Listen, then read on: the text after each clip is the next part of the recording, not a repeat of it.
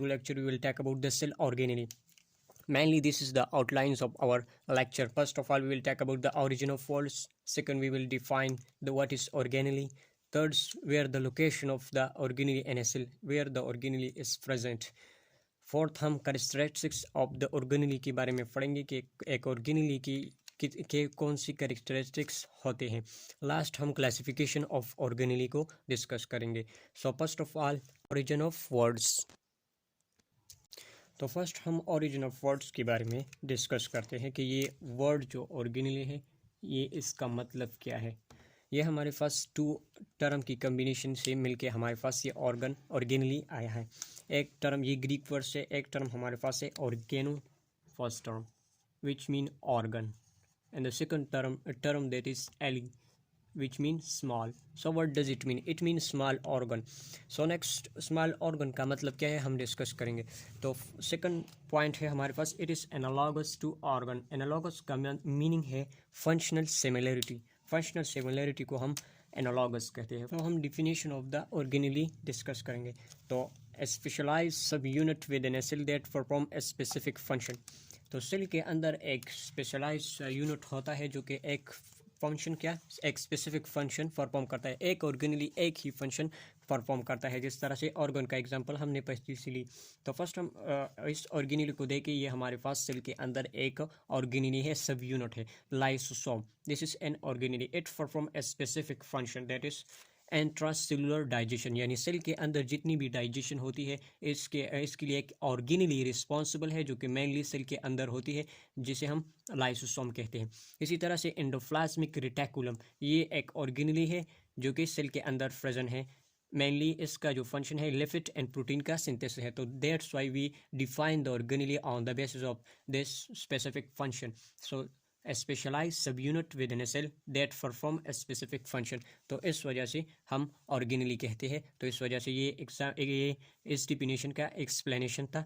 Next हम occurrence के organelle cell के अंदर किधर पाया जाता है. तो अब देखिए ये एक टिपिकल सेल का स्ट्रक्चर है. ये इसका सेल मेम्ब्रेन है, outermost boundary. In case of the animal cell, this is the nucleus. So the region between the cell membrane and the nucleus, this region is known as cytoplasm.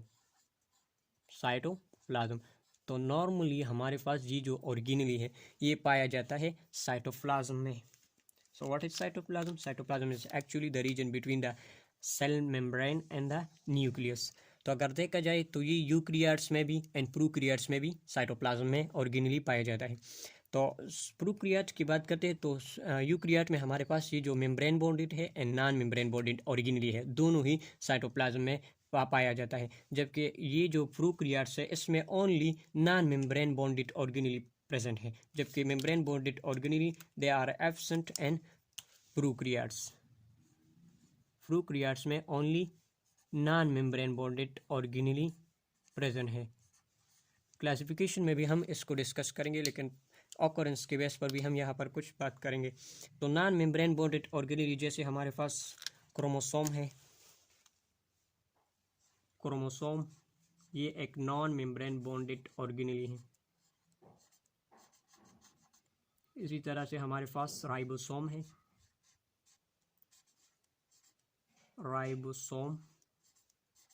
तो ये non membrane bonded organelle है जो कि prokaryotes में पाए जाते हैं. Main distinguishing characteristics भी प्रोक्रियाट्स एंड यूक्रियाट्स की ये है कि इसमें जो प्रोक्रियाट्स है इसमें नॉन मेम्ब्रेन बॉन्डेड जो जितनी भी ऑर्गेनेली है ये एब्सेंट है. तो इसकी कुछ रीज़न हम डिस्कस करते हैं कि why the prokaryotes do not have membrane bonded organelle. So the reason why the prokaryotes lacks membrane bonded organelle, one of the reason regarding this, that is evolutionary lineage.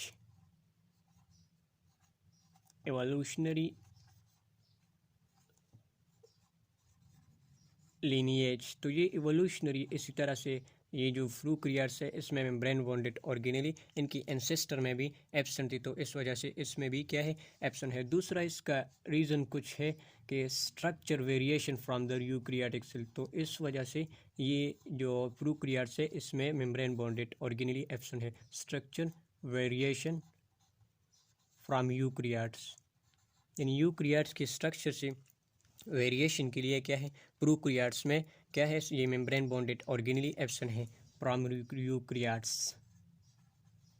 Eukaryotes. तो ये कुछ reason थे, और mainly हम distinguishing feature भी ये prokaryote से हम यूकैरियोट्स ये मेम्ब्रेन बॉन्डेड ऑर्गेनेली के बेस पर भी क्या है सेपरेट करते हैं कि ये प्रोकैरियोट्स है, ये यूकैरियोट्स है। करेक्ट, नेक्स्ट हम करेक्टरिस्टिक्स ऑफ ऑर्गेनेली कि सेल के अंदर जो ऑर्गेनेली है उसकी क्या क्या खुसूसियात यानी फीचर होते हैं। तो फर्स्ट फीचर हमने लिखा है कि have specific structure shape and size. तो आप देखिए जितनी भी सेल के अंदर ऑर्गेनेली है तो इसका एक खास शेप होते हैं, जैसे हमारे पास लाइसोसोम है उसका स्फीरिकल और राउंड शेप में पाए जाते हैं, इस तरह से माइटोकॉन्ड्रिया फिलामेंटस शेप में प्रेजेंट है। And structure have specific size, तो इसका भी साइज भी क्या है, एक स्पेसिफिक साइज हर ऑर्गेनेली का प्रेजेंट है, यानी एक ऑर्गेनेली का specific structure shape and size क्या है होगा।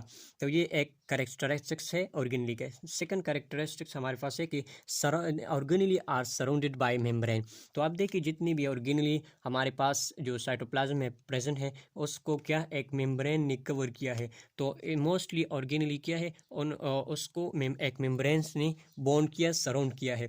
तो एन मोस्ट केस, लेकिन ये नेसेसरी कंडीशन नहीं है कि जिधर भी ऑर्गेनेली प्रेजेंट है उसमें मेम्ब्रेन होगा। हमारे पास जो राइबोसोम है, क्रोमोसोम है, सिलिया है, फ्लैजिला है, तो इसमें क्या है ये ऑर्गेनेली है लेकिन मेम्ब्रेन क्या है एब्सेंट है। तो मोस्ट केस में क्या है ऑर्गेनेली को एक मेम्ब्रेन ने बॉन्ड किया हुआ होगा या सराउंड किया है।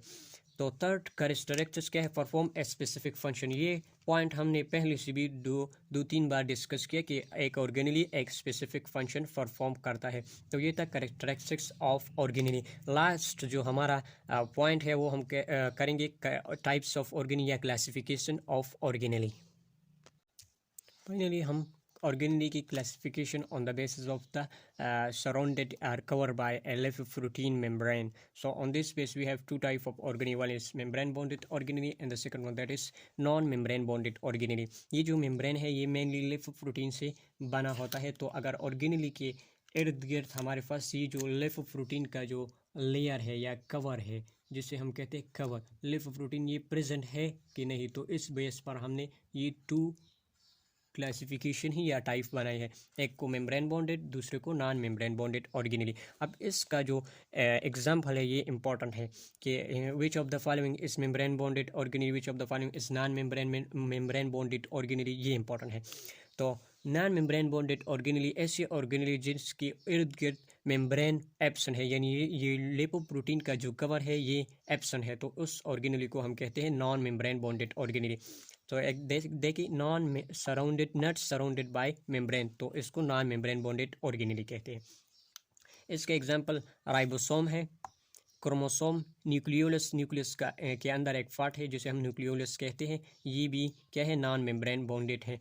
Cilia and flagella, this is the example of non membrane bonded organelle.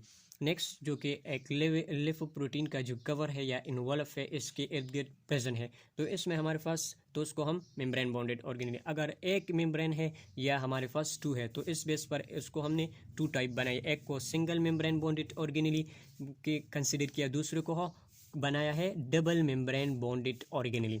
तो सिंगल मेम्ब्रेन बॉन्डेड ऑर्गेनेली के एग्जांपल लाइसोसोम है, गाल्जी बॉडीज है, एंडोप्लाज्मिक रेटिकुलम है, पेरोक्सिसोम, ग्लाइकोसिसोम, ये क्या है ये सिंगल मेम्ब्रेन बॉन्डेड ऑर्गेनेली। जबकि डबल मेम्ब्रेन बॉन्डेड ऑर्गेनेली के एग्जांपल हमारे पास माइटोकॉन्ड्रिया है, प्लास्ट है जो कि क्लोरोप्लास्ट वगैरह इसमें आते हैं, इसी तरह से न्यूक्लियस। तो ये डबल मेम्ब्रेन बॉन्डेड ऑर्गेनेली के एग्जांपल है, ये इंपॉर्टेंट है। इंफॉर्मेशन के लिए कुछ पॉइंट यहाँ पर एक्सप्लेन करते हैं कि वो जनरल नॉलेज के स्मॉलेस्ट ऑर्गेनेली कौन सा है या लार्जेस्ट ऑर्गेनेली कौन सा है। तो देखिए हमारे पास first smallest, which of the following is the smallest organelle. तो ये देखिए in case of plant, animal and prokaryotes the smallest organelle it is ribosome. Now what is the largest organelle, which one? So in the nucleus the largest organelle it is nucleus in case of the animal cell.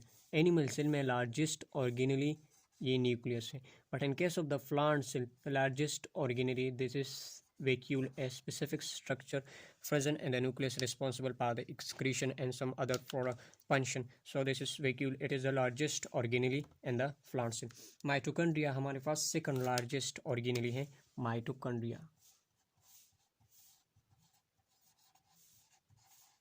second largest organelle। First nucleus, second ये है in case of the animal cell.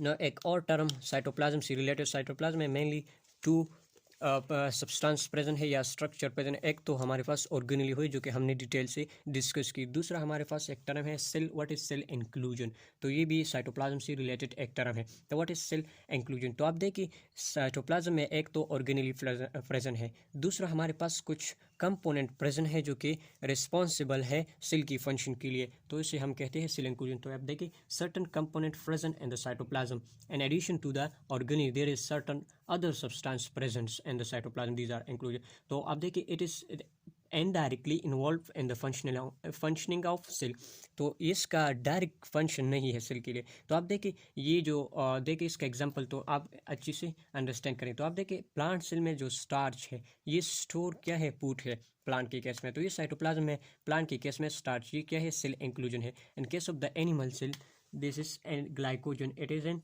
Cell inclusion, तो ये indirectly cell के function के लिए responsible है। तो कैसे इस indirectly, what does it mean indirectly, तो अब देखिए फंक्शन ऑर्गेनली एक स्पेसिफिक फंक्शन परफॉर्म करता है। अब देखिए माइटोकॉन्ड्रिया क्या करता है, एनर्जी को एटीपी को सिंथेसिस करता है, यानी एनर्जी प्रोवाइड करता है। तो ये एनर्जी कैसे प्रोवाइड करता है, तो अब देखिए एनिमल सेल में ये ग्लाइकोजन है, तो ये ग्लाइकोजन से ब्रेक डाउन होकर ग्लूकोज बनता है। तो ऑर्गेनली के फंक्शन के लिए क्या है, एक सब्सटेंस, एक एनर्जी सोर्स खुद रिक्वायर है। तो ये जो पोर्ट सोर्स है, ये ग्लाइकोजन, ये स्टार्च वगैरह, ये इसे एनर्जी या ये सब्सटेंस प्रोवाइड करते हैं इसकी ब्रेक डाउन करके। तो आप देखिए ये ग्लाइकोजन, ये जो स्टोर फूड है, ये क्या करता है, ये एनर्जी, ये फूड प्रोवाइड करते हैं खुद ऑर्गेनली के लिए भी क्या है, ये सब्सटेंस, ये एनर्जी रिक्वायर्ड होते हैं। तो इसी तरह से ये ग्लाइकोजन की ब्रेक डाउन होती है तो ये ग्लूकोज बनता है, तो ग्लूकोज पर फर्दर क्या करते हैं, ऑर्गेनली यूज़ करके एनर्जी को एक ऑर्गेनली पर एक स्पेसिफिक फंक्शन परफॉर्म करता है, इसके लिए भी एनर्जी रिक्वायर्ड होती है। तो ये एनर्जी ये स्टोर सेल इंक्लूजन प्रोवाइड करता है। तो this is all about the cell organelle.